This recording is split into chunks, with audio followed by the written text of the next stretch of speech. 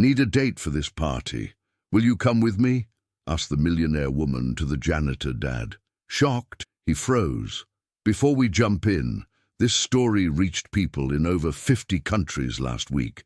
Let's see how far it goes today." The marble floors of Hartwell Industries gleamed under the fluorescent lights as Marcus Johnson pushed his cart down the executive corridor at 11 p.m. At 35, his hands were weathered from years of honest work, but his eyes still held the determination that had carried him through the toughest times. The late shift paid better, and every extra dollar mattered when you're raising a 6-year-old daughter alone. "Emma's asleep by now," he murmured to himself, checking his phone. The babysitter had sent a photo an hour ago, his little girl curled up with her favorite book about space exploration. Even at 6, Emma was reading at a 4th-grade level, asking questions that sometimes left him scrambling for answers. The sound of heels clicking against marble made him look up. Victoria Hartwell, the company's 27-year-old CEO, was walking toward him in a stunning emerald dress that probably cost more than his annual rent. Her long auburn hair caught the light, and her green eyes seemed to sparkle with an intensity he'd never seen before. Marcus had cleaned her office dozens of times, but they'd never spoken beyond polite nods. She was untouchable royalty in this corporate kingdom, while he was invisible, just another part of the building's machinery. "Excuse me," Victoria's voice was softer than he'd expected, with a slight tremor that surprised him. "You're Marcus, right? The night janitor?" He stopped pushing his cart, suddenly aware of his worn uniform and calloused hands. "Yes, ma'am. Is there something wrong with the cleaning? I can fix whatever—" No, she interrupted, stepping closer. The expensive perfume she wore mixed strangely with the industrial cleaning supplies, creating an odd juxtaposition that seemed to symbolize the distance between their worlds. "Actually, I have a rather unusual request." Marcus noticed her hands were shaking slightly. Victoria Hartwell, the woman who commanded boardrooms and closed million-dollar deals, seemed genuinely nervous. "I need a companion for tomorrow night's charity gala," she said, the words rushing out as if she might lose courage. "It's complicated, but I'll pay you well, very well." The mop handle slipped from Marcus's grasp, clattering to the floor. "I'm sorry, what?" "I know how this sounds," Victoria continued, her cheeks flushing. "But I'm desperate. There are people I need to convince that I'm settled, happy, in a relationship." Marcus bent to retrieve his mop, his mind racing. This had to be some kind of joke, or maybe a test from management. CEOs didn't ask janitors to formal events. "Mom, I don't understand. Surely you have friends, or—" "That's exactly the problem," she cut him off, her voice dropping to almost a whisper.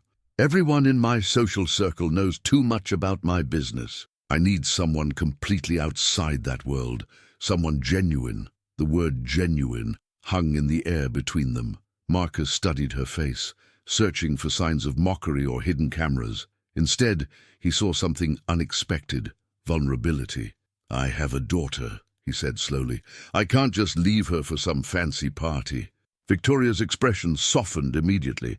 "Bring her. The gala has a children's area with activities and supervision. She'd be safe and entertained while we handle the adult obligations." "This is crazy!"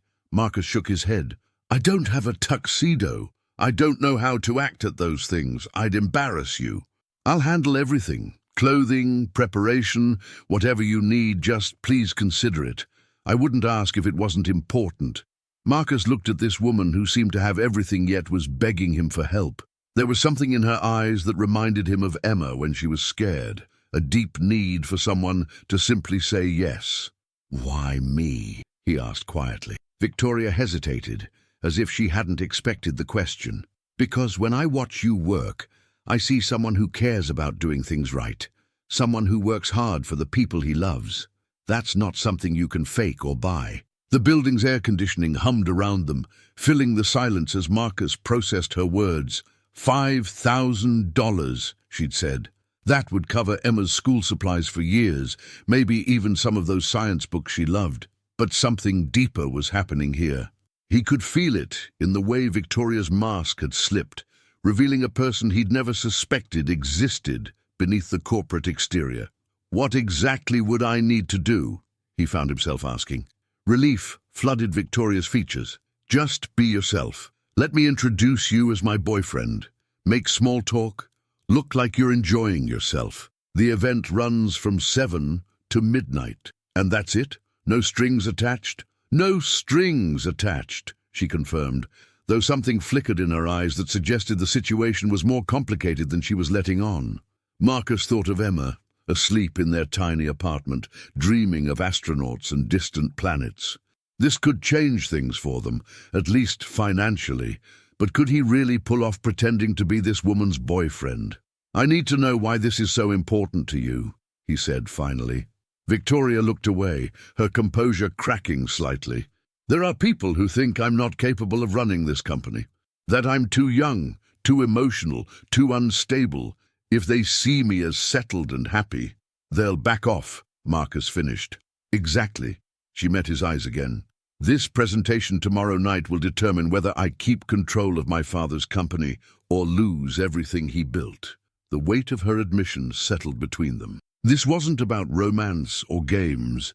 This was about survival in a world Marcus barely understood. If I say yes, he said carefully, I need your word that Emma will be safe and taken care of during this event. You have it, Victoria replied without hesitation. Marcus looked at her for a long moment, seeing past the expensive dress and perfect makeup to something raw and desperate underneath. Against every instinct screaming that this was a mistake, he found himself nodding. Okay, I'll do it. Victoria's smile was radiant and genuine, transforming her entire face. For a moment, she looked almost like a different person, younger, more hopeful. Thank you, Marcus. You have no idea what this means to me. As she walked away, her heels clicking on the marble again, Marcus stood alone with his mop cart, wondering what he'd just agreed to. The cleaning supplies suddenly seemed heavier, the corridor longer. He pulled out his phone to text Emma's babysitter that he'd be late, but stopped when he noticed a notification. Emma had left him a voicemail. Hi, Daddy. Mrs. Peterson is reading me a story about a princess who saves the kingdom. She's really brave. I want to be brave like her someday. Love you. Marcus smiled, pocketing his phone. Maybe tomorrow night he'd get the chance to be brave too. But as he resumed cleaning, he couldn't shake the feeling that Victoria Hartwell was hiding something much bigger than a simple business presentation. The way her hands had shaken, the desperation in her voice, this was about more than corporate politics. The next evening, Marcus stood in front of his bathroom mirror, adjusting the bow tie of a tuxedo that fit him better than anything he'd ever worn. Victoria had been true to her word. A personal stylist had arrived that afternoon with clothing, shoes, and even cologne.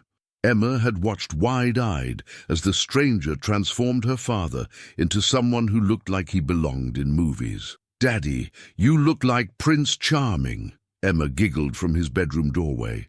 She was dressed in a beautiful pink party dress that Victoria had also provided, complete with shiny black shoes and a small purse that made her feel incredibly grown up. Do I look okay, sweetheart? Marcus asked, still not quite believing his reflection. Emma nodded enthusiastically.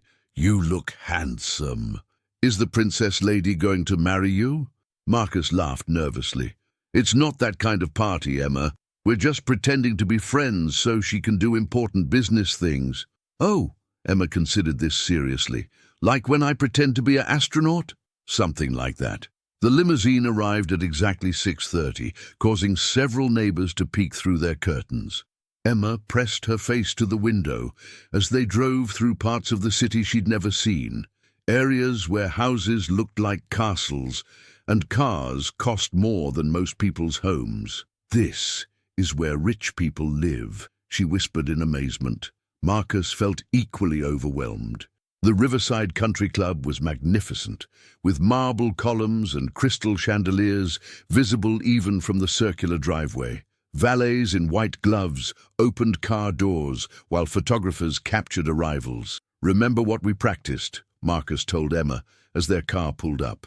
Stay close to me, be polite, and if you need anything, find me or Miss Victoria right away." Victoria appeared the moment they stepped out of the limousine, and Marcus's breath caught. She wore a flowing midnight blue gown that seemed to shimmer with every movement, her hair elegantly upswept with small diamonds catching the light. But it was the transformation in her demeanor that struck him most.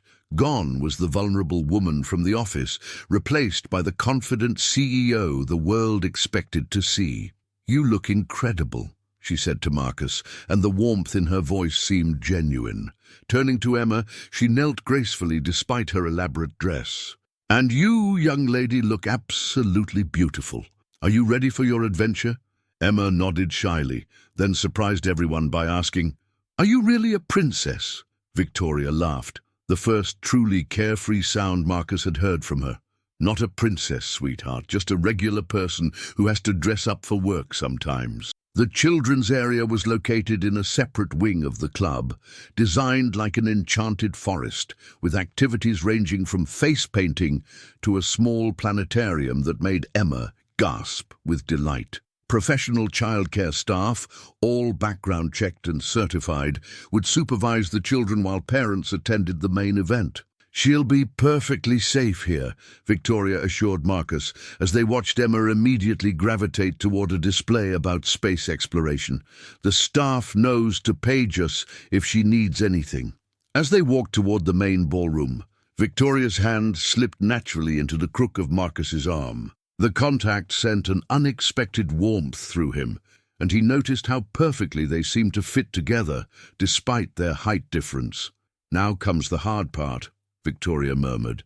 "These people are sharks, but most of them are harmless, unless they sense weakness. Just be yourself and follow my lead." The ballroom was breathtaking. Hundreds of guests mingled beneath glittering chandeliers, while a string quartet played softly. Ice sculptures served as centerpieces for elaborate food displays, and servers circulated with champagne and hors d'oeuvres that looked more like tiny works of art. Marcus felt completely out of his element until Victoria squeezed his arm reassuringly. "Victoria, darling."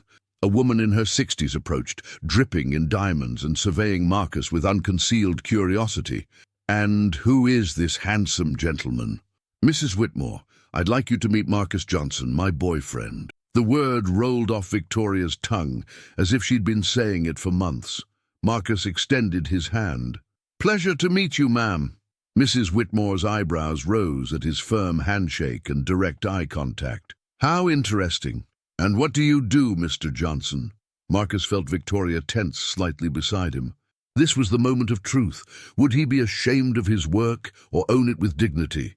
"I ensure that important places run smoothly behind the scenes," he said simply. "Someone has to keep things clean and organized so brilliant people like Victoria can focus on changing the world." Victoria's sharp intake of breath was barely audible, but Marcus caught it. Mrs. Whitmore looked intrigued rather than dismissive. "How refreshingly honest," the older woman said with genuine approval. "So many men in Victoria's usual circle do nothing but push money around. It's nice to see someone who understands the value of real work." As Mrs. Whitmore moved away, Victoria turned to Marcus with wonder in her eyes. "That was perfect. She's one of the most influential board members, and you just won her over completely." "I just told the truth," Marcus shrugged. "That's exactly what made it perfect." They moved through the crowd, Victoria introducing Marcus to investors, board members, and business partners. Each time, Marcus responded with the same honest directness that had impressed Mrs. Whitmore.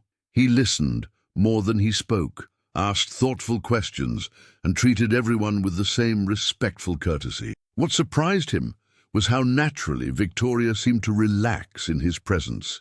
The rigid corporate mask kept slipping, replaced by genuine smiles and laughter. When they danced during the orchestra's first set, she fit into his arms as if they'd been dancing together for years. "You're a man of many talents," she said as he spun her gracefully across the floor. "My ex-wife insisted on dance lessons before our wedding," Marcus admitted. "Never thought I'd use them again." "What happened?" Victoria asked gently. "If you don't mind me asking." Marcus's expression grew distant. Sarah couldn't handle the financial pressure. I was working 3 jobs, trying to finish my engineering degree at night, and she needed more than I could give her. She left when Emma was 2. That must have been devastating. It was, Marcus said simply, but Emma needed at least one parent who wouldn't give up. So I did what I had to do. Victoria studied his face as they continued dancing. You gave up your engineering dreams? Postponed them, Marcus corrected.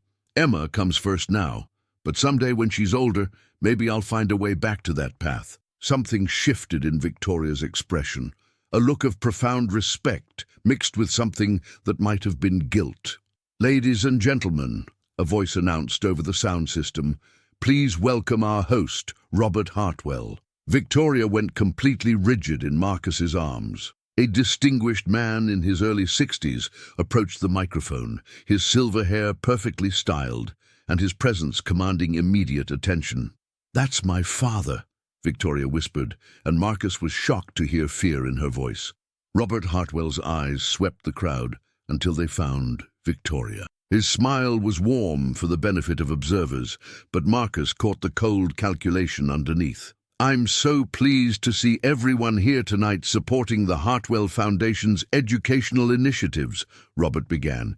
It's particularly wonderful to see my daughter Victoria looking so settled and happy. The emphasis on those last words sent a chill through Marcus. This wasn't a loving father praising his daughter. This was a chess player making his opening move. As Robert continued his speech, Victoria's hand found Marcus's and gripped it tightly. Her earlier confidence had evaporated, replaced by the same vulnerability he'd seen in the office corridor. He knows, she whispered so quietly Marcus almost missed it. Knows what? Victoria's eyes met his, and in them Marcus saw desperation and something that looked remarkably like panic. That this is all fake, she breathed. And if he proves it tonight, I lose everything. Marcus felt the ground shift beneath his feet. Whatever game they were playing had just become infinitely more dangerous, and he was beginning to realize that Victoria hadn't told him nearly enough about what was really at stake. The speech ended to polite applause, but Robert Hartwell's eyes never left his daughter and her mysterious companion. As the crowd began to mingle again, Marcus saw the older man begin moving purposefully in their direction. He's coming over here, Marcus murmured. Victoria's grip on his hand tightened until her knuckles went white. Whatever he says, whatever he asks, please don't let him know this isn't real, she pleaded. Please, Marcus, everything depends on it. As Robert Hartwell approached with a smile that didn't reach his eyes, Marcus realized that tonight was about to become much more complicated than a simple business presentation. Robert Hartwell moved through the crowd like a predator approaching prey, his smile perfectly calibrated for public consumption while his eyes remained cold and calculating. Marcus felt Victoria's entire body tense beside him as her father drew near. Victoria, sweetheart, Robert's voice carried the practiced warmth of a politician. Aren't you going to introduce me to your friend?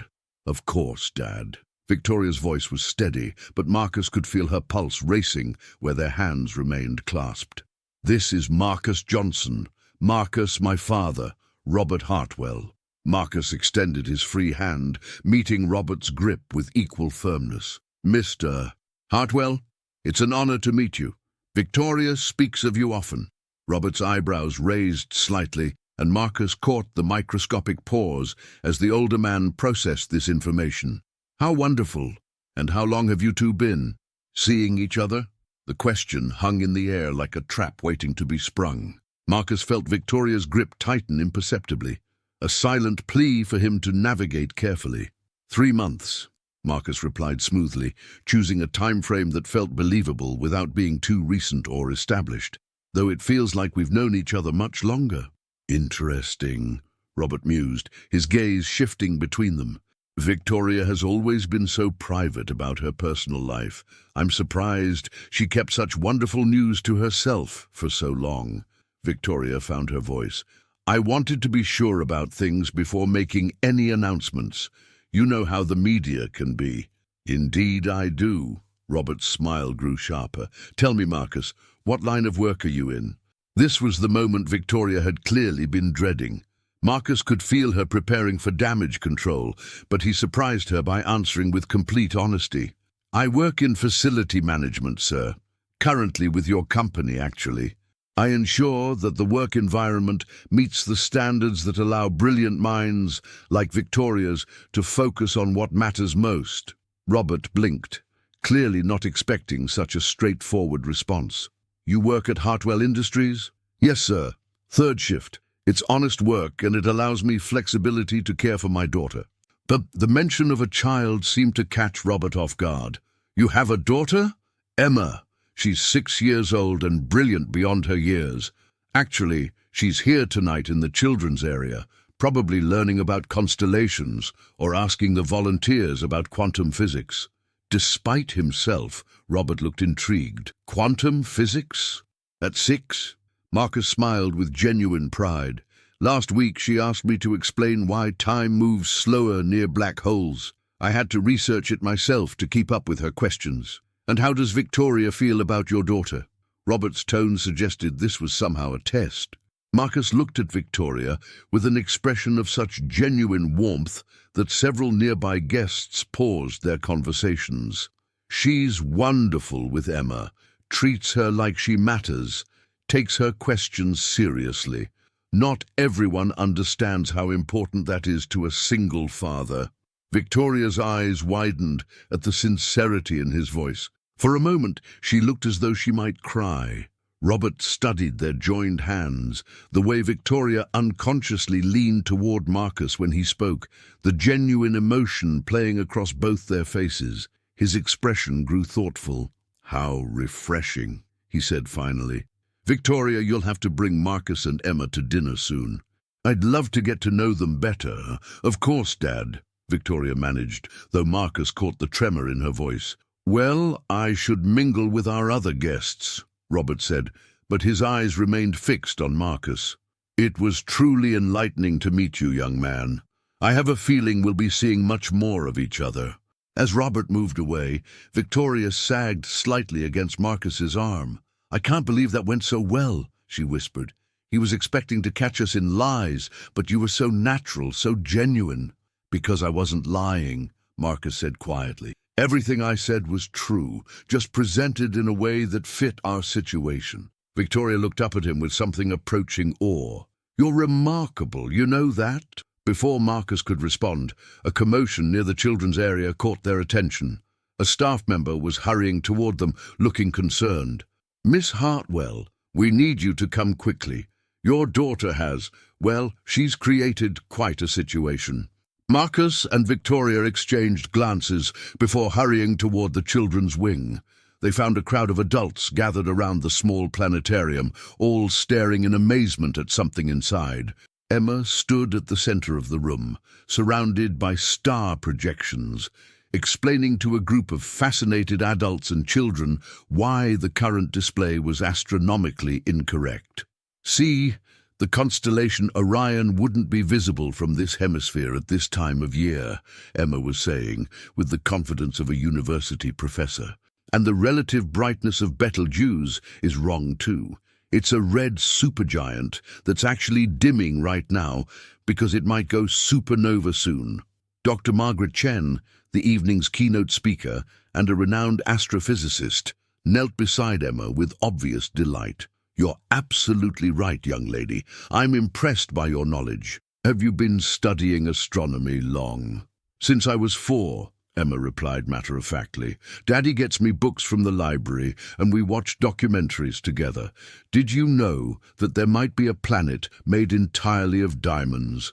It's called 55 Cancri E, and it's about twice the size of Earth. Dr. Chen laughed with genuine pleasure. I did know that. Tell me, what do you want to be when you grow up?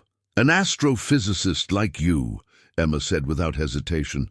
I want to discover new planets and maybe figure out how to travel to other galaxies. Daddy says if I work really hard and never give up, I can do anything.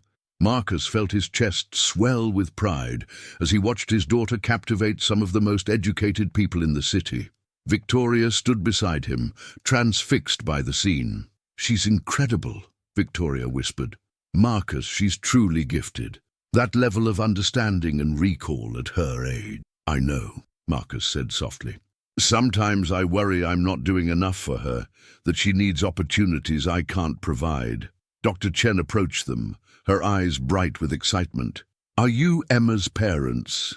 I'm her father, Marcus said, and this is my girlfriend, Victoria. Your daughter is extraordinary, Dr. Chen continued.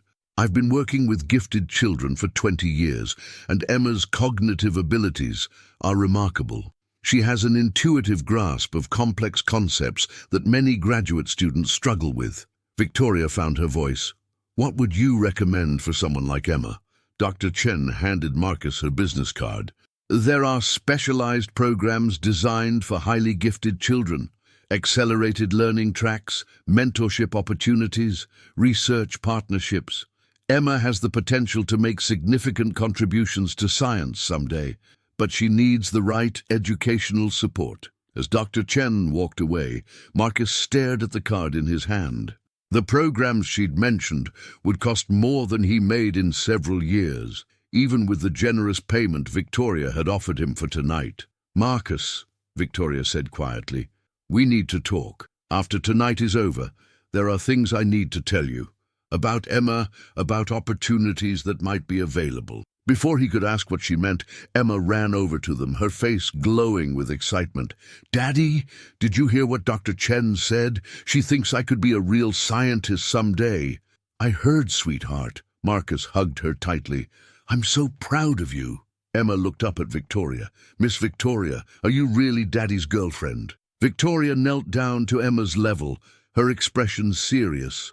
What would you think about that, Emma? Emma considered this with the same intensity she applied to astrophysics. I think Daddy deserves someone nice, and you seem nice. Plus, you have really pretty earrings.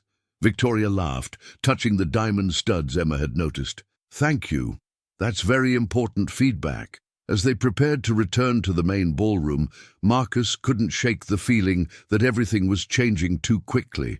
Dr. Chen's words about Emma's potential, Victoria's cryptic comments about opportunities, the way his daughter seemed to be fitting into this world of wealth and privilege. Victoria, he said as Emma skipped ahead of them, what aren't you telling me? Victoria paused, her hand on his arm. Tonight has been perfect, Marcus. Better than perfect. But tomorrow, when this is over, we need to have a very serious conversation about Emma's future and yours. What do you mean? Victoria's eyes held secrets and possibilities that both thrilled and terrified him. I mean, that meeting you and Emma might not have been as random as we both thought. As they rejoined the elegant crowd in the ballroom, Marcus felt the ground shifting beneath his feet once again. Whatever Victoria was hiding, whatever she knew about his daughter that she wasn't saying, tonight was just the beginning of something much larger. But as he watched Emma's face light up with wonder at the crystal chandeliers and felt Victoria's hand slip naturally back into his, Marcus couldn't help but hope that whatever came next would be worth the risk he was taking. Because for the first time in years, he was starting to believe that maybe, just maybe, dreams didn't always have to be postponed. The orchestra began playing again, and as couples moved onto the dance floor, Marcus saw Robert Hartwell watching them from across the room.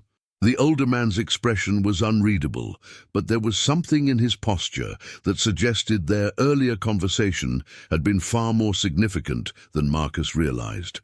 The following Monday morning found Marcus back in his janitor's uniform, but everything felt different. The marble floors of Hartwell Industries seemed to gleam with new possibilities, and even his cart felt lighter as he pushed it through the executive corridors. Emma had talked non-stop during breakfast about Dr. Chen, the planetarium, and Miss Victoria's pretty dress. Her excitement was infectious, but Marcus couldn't shake Victoria's cryptic words about serious conversations and opportunities. At exactly 10 a.m., his supervisor, Dave Martinez, approached with an unusual expression. Marcus, Mr. Hartwell wants to see you in his office. The big Mr. Hartwell. Marcus's blood ran cold. Robert Hartwell's office was on the 42nd floor, a place janitors only visited during emergency cleanings and never during business hours. "Did I do something wrong?" Marcus asked, mentally reviewing every surface he'd cleaned, every protocol he'd followed. "Hell if I know," Dave shrugged. But when the CEO summons you, you don't keep him waiting. Take the executive elevator." The ride to the 42nd floor felt endless. Marcus caught his reflection in the polished steel doors. Work uniform, calloused hands, worry lines around his eyes. Whatever Robert Hartwell wanted, it couldn't be good. The executive floor was a masterpiece of understated luxury. Thick carpets, muffled footsteps, and original artwork-lined walls of rich mahogany. Robert's secretary, a woman in her 50s with kind eyes, smiled reassuringly. "Mr. Johnson, he's expecting you. Go right in." Robert Hartwell's office was larger than Marcus's entire apartment. Floor-to-ceiling windows offered a panoramic view of the city, while bookshelves filled with leather-bound volumes suggested both wealth and intelligence.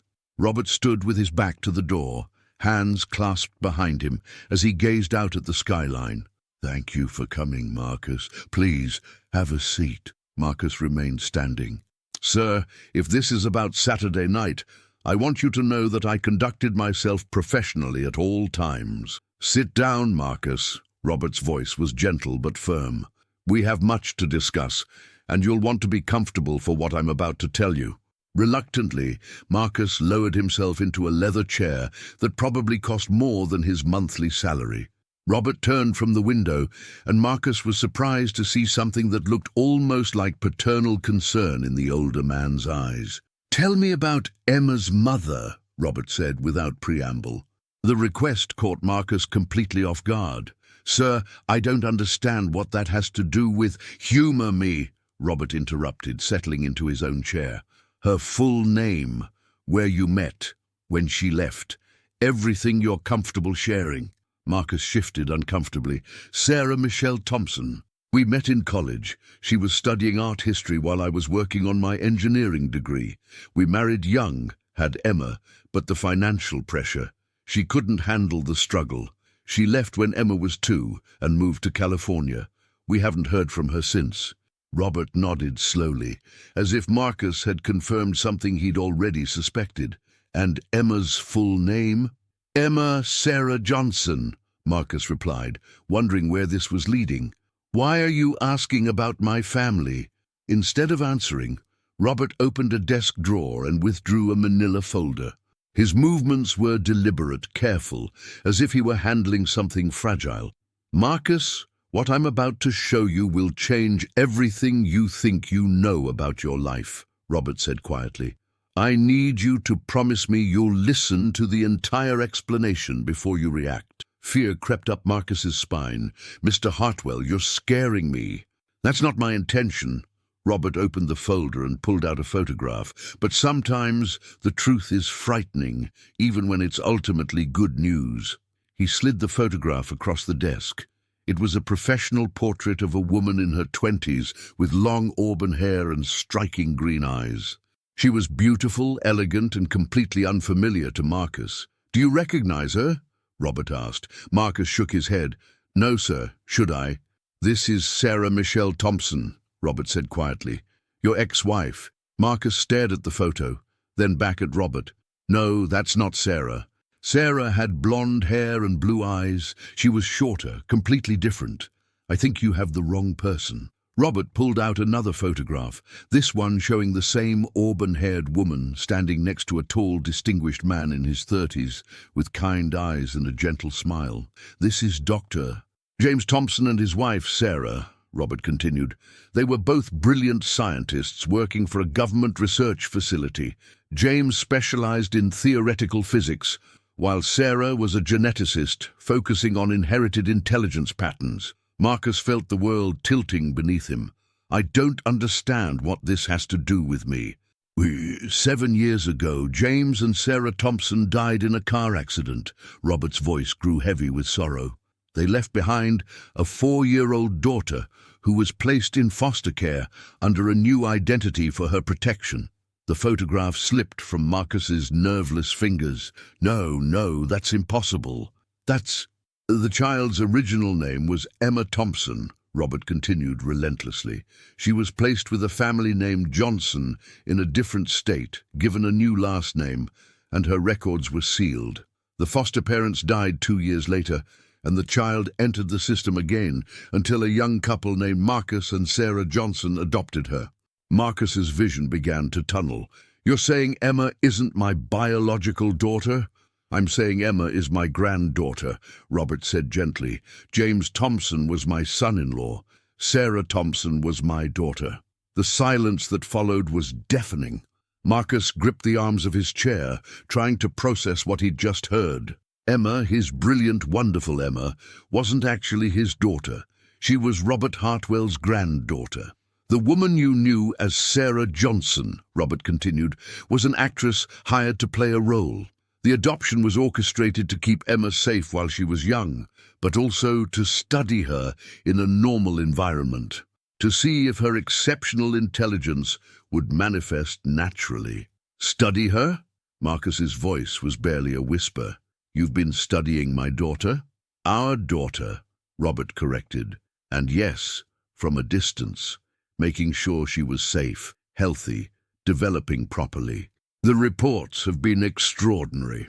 Her cognitive development has exceeded every prediction." Marcus thought of all the times Emma had asked questions that seemed beyond her years. Her uncanny ability to understand complex concepts, the way she devoured information like she was starving for it. "Dr. Chen wasn't there by coincidence, was she?" Marcus asked. "Margaret has been monitoring Emma's progress since she was 4. Robert admitted. "Saturday night was supposed to be Emma's formal evaluation to determine if she was ready for the next phase." "Which is what, exactly?" Marcus stood up abruptly, anger beginning to override his shock. "You take her away from me? Send her to some special school where you can study her like a lab rat?" "No, Marcus." Robert stood as well, his voice earnest. "That's where you come in, where Victoria comes in." The mention of Victoria sent another shock through Marcus's system. "What does Victoria have to do with this?" "Victoria has been searching for Emma for 3 years," Robert said quietly, "ever since she learned she had a sister." Marcus felt his knees give out. He collapsed back into the chair, staring at Robert in disbelief. "Emma is Victoria's half-sister," Robert continued. "Sarah Thompson was my daughter from my first marriage. Victoria is my daughter from my second marriage. They've never met, but Victoria has been desperate to find her." "The job at Hartwell Industries," Marcus said slowly, pieces clicking into place. "My hiring was orchestrated to bring you and Emma closer to Victoria," Robert confirmed. "But what happened Saturday night? The genuine connection between you and Victoria, the way Emma responded to her, that wasn't planned. That was real." Marcus buried his face in his hands. His entire life, everything he thought he knew about his family, had been a carefully constructed lie. "The woman I married," he said without looking up. "The woman I loved, who I thought was Emma's mother, was paid to play a role until Emma was old enough for the truth," Robert said sadly. "But Marcus, your love for Emma, the way you've raised her, the father you've been to her, that's all real, that's all yours." "Does Victoria know?" Marcus asked. "About Emma being a sister?" She suspected after Saturday night. The way Emma looked, her intelligence, certain mannerisms that reminded Victoria of her mother. But she doesn't know for certain. "I wanted to talk to you first." Marcus looked up at Robert, seeing the older man clearly for the first time. Not as an intimidating CEO, but as a grandfather who had lost his daughter and spent years ensuring his granddaughter was safe and loved. "What happens now?" Marcus asked. "That's up to you," Robert replied. "Emma is legally your daughter. The adoption was real, even if it was arranged. You can continue raising her exactly as you have been. Or what?" Robert pulled out another document. "I can offer you a position worthy of your engineering background, a salary that would allow you to provide Emma with every opportunity she deserves, and the chance for her to know her sister." Marcus stared at the job offer. Senior facilities engineer, with a salary that was 10 times what he currently made. "And Victoria?" Marcus asked. Victoria has fallen in love with both you and Emma, Robert said with a small smile. What started as a business arrangement has become something much more significant. The question is whether you're willing to give this unconventional family a chance. Before Marcus could respond, his phone buzzed with a text message. It was from Emma's school. Emma is asking to call you. She says it's about constellations and very important family business. Marcus looked at the message, then at Robert, then at the photographs scattered on the desk. His daughter, his Emma, regardless of genetics, needed him. I need time to process this, Marcus said finally. Of course, Robert nodded. But Marcus, there's one more thing you should know. What's that? Robert's expression grew serious. There are other people who know about Emma's heritage, people who might not have her best interests at heart. The protection she's had living as your daughter is about to end, whether we act or not. The question is whether she faces what's coming with family around her or alone. As Marcus left Robert Hartwell's office, his mind raced with possibilities and fears. Emma was brilliant, gifted, and apparently much more important than he'd ever imagined. But she was also 6 years old and about to learn that everything she thought she knew about her family was about to change. The only question now was whether Marcus was brave enough to help her navigate the storm that was coming. Marcus sat in his car in the Hartwell Industries parking garage for 20 minutes, staring at his phone. Emma's school had called twice more, and Victoria had sent 3 text messages asking if they could meet for coffee to discuss Saturday night. Everything felt surreal. The job offer in his pocket represented more money than he'd ever dreamed of making. The photographs Robert had shown him painted a picture of a life he'd never known existed. And somewhere in the city, Victoria was waiting to learn that the 6-year-old girl she'd been charmed by was actually her half-sister. His phone rang. Emma's school. Mr. Johnson, this is Principal Martinez. Emma is fine, but she's quite insistent about speaking with you. She says she's figured out something important about family constellations and needs to tell you right away. Even in the middle of his crisis, Marcus smiled. Emma and her scientific metaphors. Put her on, please. Daddy! Emma's voice was excited and slightly breathless. I figured it out. About Saturday night and Miss Victoria, and why everything felt so familiar. Marcus's heart started racing. What did you figure out, sweetheart? Miss Victoria has the same eyes as me, Daddy, the same exact green color, and when she laughed, it sounded like an echo of something I remember from when I was really little. Before you and Mommy Sarah got divorced. Marcus gripped the phone tighter. Emma's memory of events before she was 2 should have been non-existent, but her exceptional mind had apparently retained fragments that were now surfacing. Emma, honey, sometimes people just look similar. No, Daddy, it's more than that, Emma interrupted with the certainty she usually reserved for astronomical facts. Dr. Chen said that genetic traits can skip generations, but that siblings often share unusual characteristics. Miss Victoria and I both have that same little freckle on our left wrist. Did you notice? Marcus hadn't noticed, but Emma's observational skills were legendary. If she said they shared a specific birthmark, they probably did. Plus, Emma continued, when I was talking to her about space, she knew things that weren't in regular books. She knew about binary star systems that haven't been discovered yet, about research that's still classified. Only someone with access to really advanced scientific databases would know that stuff. Emma? And Daddy, when Mr. Robert was looking at us, he had the same expression you get when you're trying to solve a really hard problem. Like he was putting pieces together. I think maybe our family constellation is bigger than we thought. Marcus closed his eyes. His 6-year-old daughter had essentially solved the mystery on her own. Sweetheart, can you keep this conversation between us for now? There are some grown-up things I need to figure out first. Okay, Daddy. But Daddy, whatever the grown-up things are, they don't change that you're my dad, right? Because that's the most important part of any constellation. the center star that holds everything else together. Marcus felt tears prick his eyes. Nothing will ever change that, Emma. You're my daughter no matter what. Good. Because I told Miss Victoria she could be part of our family if she wants. She looked really happy when I said that. After hanging up, Marcus sat in the silence of his car and made his decision.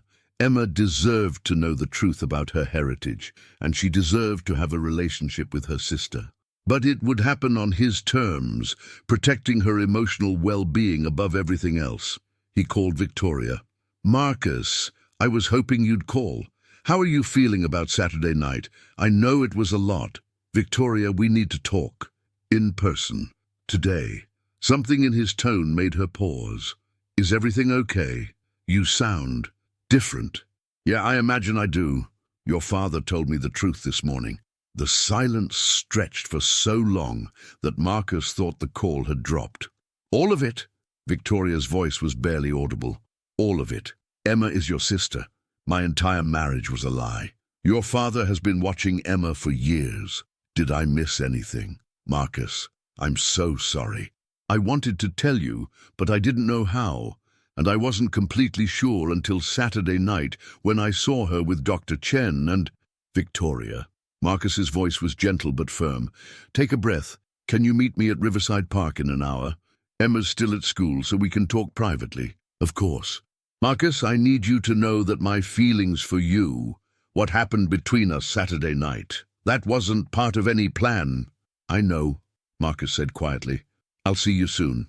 Riverside Park was nearly empty on a Monday afternoon. Marcus found Victoria sitting on a bench overlooking the duck pond, still dressed in her business attire, but looking more vulnerable than he'd ever seen her.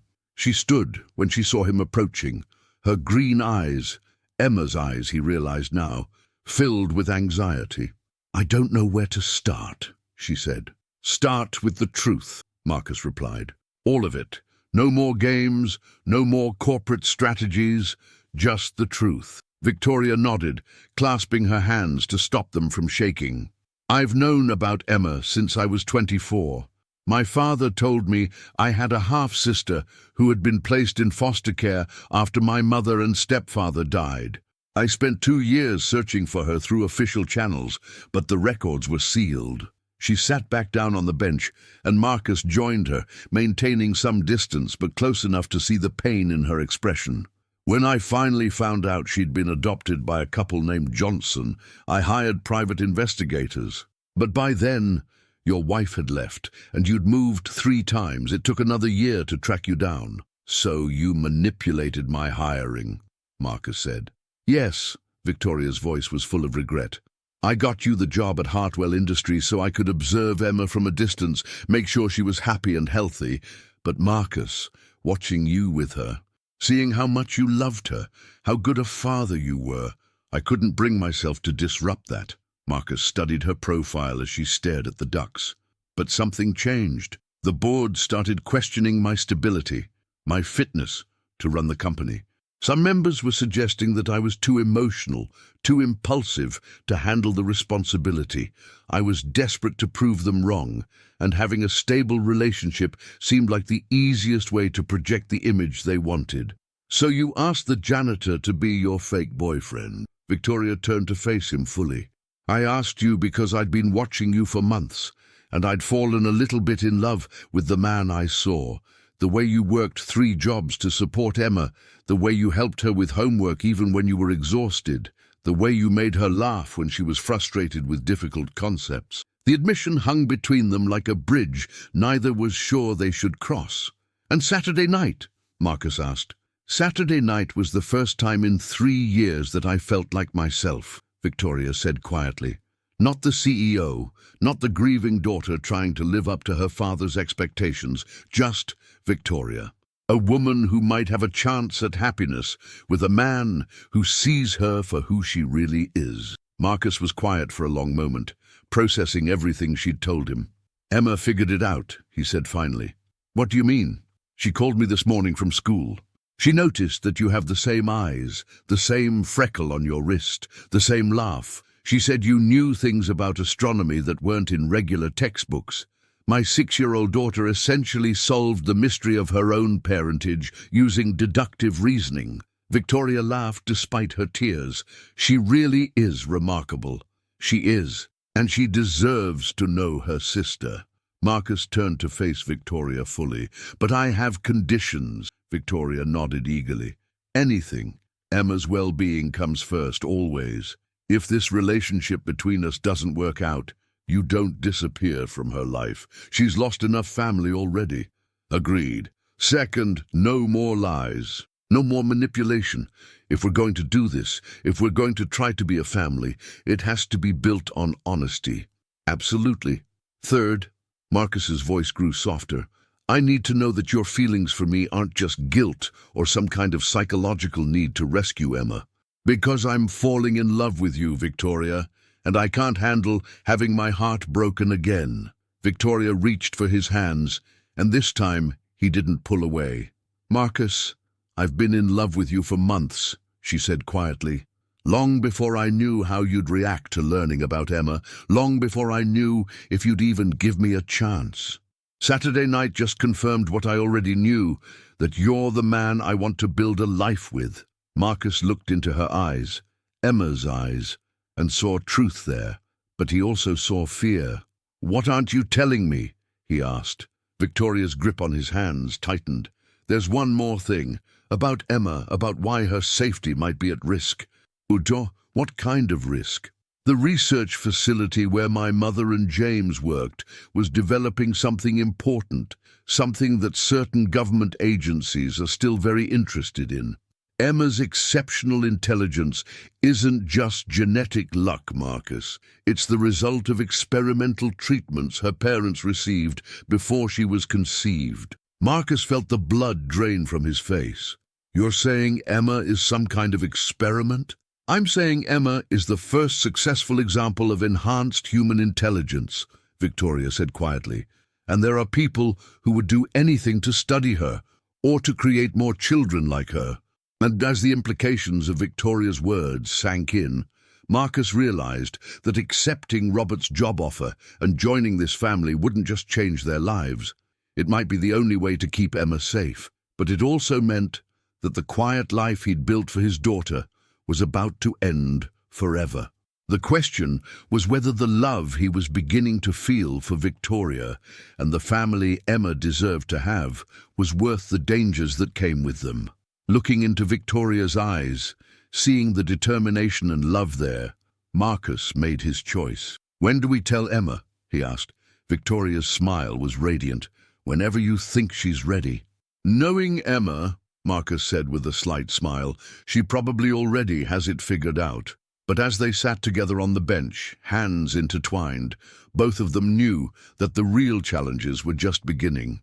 Emma's safety, their growing relationship, and the future of their unconventional family all depended on choices that would have to be made very soon. And somewhere in the city, forces were already moving that would test everything they thought they knew about love, family, and sacrifice.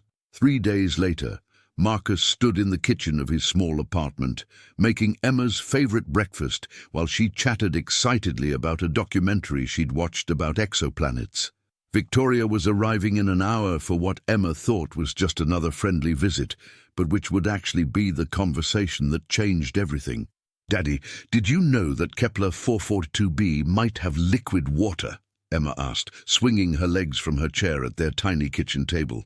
It's only 1/200 light-years away, which is practically next door in cosmic terms. Only 1/200 light-years, Marcus smiled, flipping her pancakes. We should plan a weekend trip. Emma giggled. Daddy, that would take like 1,000,000 years, even with our fastest rockets. But maybe someday we'll figure out how to fold space-time like in the movies. Marcus set her plate down and took a deep breath. Emma, sweetheart, we need to have a serious talk today about our family.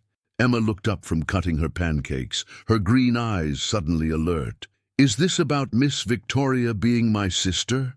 Marcus nearly dropped his coffee mug. How did you? I told you I figured it out, Daddy, Emma said matter-of-factly. Plus, Mrs. Peterson next door saw you and Miss Victoria holding hands in the park yesterday. She told me when I got home from school that you looked really happy together. And how do you feel about that? Marcus asked carefully. Emma considered this with her usual scientific thoroughness. Well, Miss Victoria is really smart and really nice, and she makes you smile in a different way than you usually smile. Plus, if she's my sister, that means I have more family, which is always good according to probability statistics. Probability statistics. I read that people with larger family support networks have better outcomes in most life categories, Emma explained seriously. So, mathematically, having Miss Victoria as my sister should improve our family's overall success rate. Marcus shook his head in amazement. You are definitely your mother's daughter. Which mother? Emma asked quietly. Marcus froze. What do you mean, sweetheart? I've been thinking about the lady in my dreams, Emma said, her voice growing softer. I have these memories that feel real, but don't match the pictures of Mommy Sarah you showed me. In the memories, there's a lady with green eyes like mine who used to sing to me about stars and tell me stories about brave scientists. Marcus sat down across from Emma, his heart racing. What else do you remember? A man with kind eyes who would carry me on his shoulders and point at constellations. He called me his little astronomer and promised we'd explore the galaxy together someday. Emma's eyes filled with tears. But then there was a lot of crying and people I didn't know, and then you and Mommy Sarah came and everything changed. Marcus reached across the table and took her small hands in his larger ones. Emma, those aren't dreams. Those are memories of your first parents, your biological mother and father. I thought so, Emma said quietly. Are they? Are they gone? Yes, sweetheart. They died in an accident when you were very young, but they loved you very much, and they would be so proud of the brilliant girl you've become. Emma processed this information with the same calm logic she applied to everything else. And Miss Victoria is their daughter too? Victoria is your half-sister. You have the same father. His name was Robert Hartwell, but he goes by Grandpa Robert now. The man from the fancy party? Yes. Emma nodded slowly. So I have a daddy who loves me, and a sister who wants to know me, and a grandpa who throws fancy parties. That's actually a pretty good family constellation. Before Marcus could respond, there was a knock at the door. Victoria's voice called out softly, Marcus, it's me. That's Miss Victoria. Emma jumped up from her chair. Can I tell her that I know she's my sister? Marcus opened the door to find Victoria standing in the hallway, wearing jeans and a simple sweater instead of her usual business attire. She looked nervous and hopeful and beautiful. Hi, she said quietly. Hi yourself, Marcus replied, stepping aside to let her in. Emma launched herself at Victoria with the enthusiasm of a guided missile.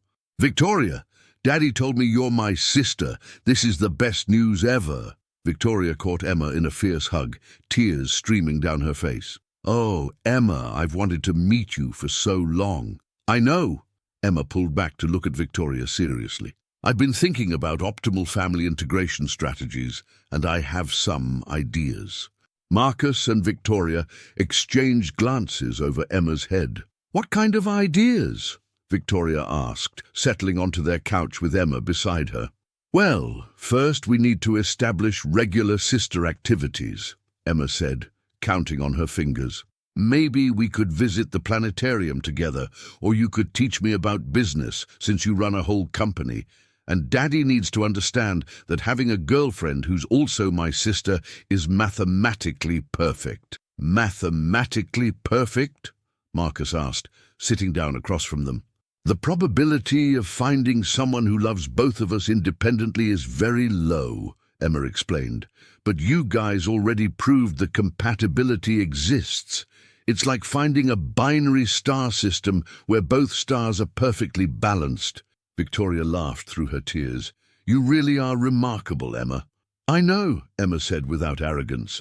Daddy says I got it from my first mommy and daddy. Did you know them? Victoria's expression grew tender. Your first mommy was my mommy too for a little while. She was the smartest, kindest person I ever knew. And your first daddy taught me about the stars when I was your age. Really? What was their favorite constellation? Cassiopeia, Victoria said softly. Your first daddy said it looked like a W for wonderful, and that every time we saw it, we should remember that wonderful things can come from unexpected places. Emma's eyes lit up. Can you show me tonight? Daddy, can Victoria stay for stargazing? Marcus looked at Victoria, seeing hope and love and the promise of a future he'd never dared to imagine. Actually, Emma, I have something to ask Victoria, Marcus said, pulling out the job offer Robert had given him. Victoria, your father offered me a position as senior facilities engineer. It would mean we could afford a bigger place, better schools for Emma, and we could be a real family, Victoria finished quietly. But only if that's what you want, Marcus added quickly.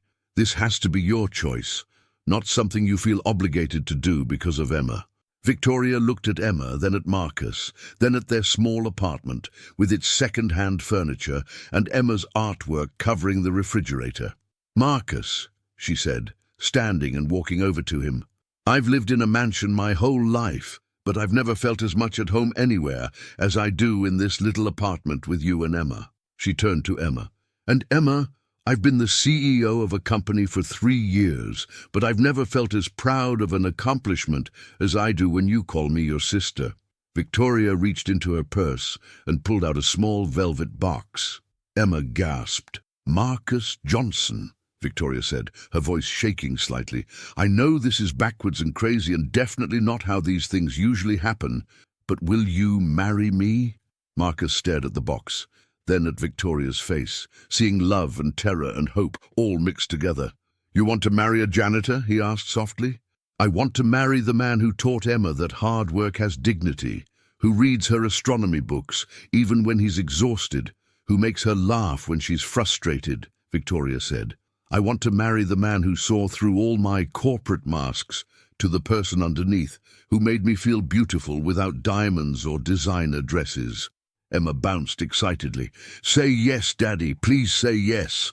Marcus took the box from Victoria's trembling hands and opened it. Inside was a simple, elegant ring that somehow managed to be both understated and perfect. Victoria Hartwell, he said, standing and taking her hands. I love you. Not because you're rich or powerful or because you can give Emma opportunities I can't. I love you because you make Emma laugh, because you see her potential and want to nurture it, because you make me believe in possibilities I'd given up on. He paused, looking into her eyes. But I think I should be the one asking you. Marcus got down on one knee, holding the ring Victoria had offered him. Victoria, will you marry us? Will you be Emma's sister and my wife and help us build the kind of family where love matters more than money? Yes! Victoria laughed, tears streaming down her face. Yes, yes, yes! As Marcus slipped the ring onto Victoria's finger, Emma cheered and clapped her hands. This is definitely the best family constellation ever, Emma declared. Can we call Grandpa Robert and tell him? And can we have the wedding at the planetarium? 6 months later, Marcus stood in the same spot where he'd first met Victoria, in the Hartwell Industries corridor. But now he wore a suit instead of a janitor's uniform, carried architectural plans instead of cleaning supplies, and had a wedding ring on his finger. Emma ran down the hall toward him, wearing her favorite dress and carrying a backpack full of books about astrophysics. Daddy! Victoria said we can visit the new observatory this weekend. They have a telescope that can see planets around other stars. That sounds perfect, sweetheart, Marcus said, catching her in a hug. Victoria appeared around the corner, radiant in a simple business dress, her wedding ring catching the light. Ready to go home? She asked, reaching for Marcus's hand. More than ready, Marcus replied. As they walked toward the elevator together, Marcus reflected on how much had changed since that night when a desperate millionaire had asked a struggling janitor for help. Victoria had gotten her fake boyfriend, but she'd gained a real husband. Emma had discovered her exceptional heritage, but she'd kept the father who loved her unconditionally. And Marcus had found something he'd never dared to hope for. A love that was built on truth, a family that chose each other every day, and a future full of infinite possibilities.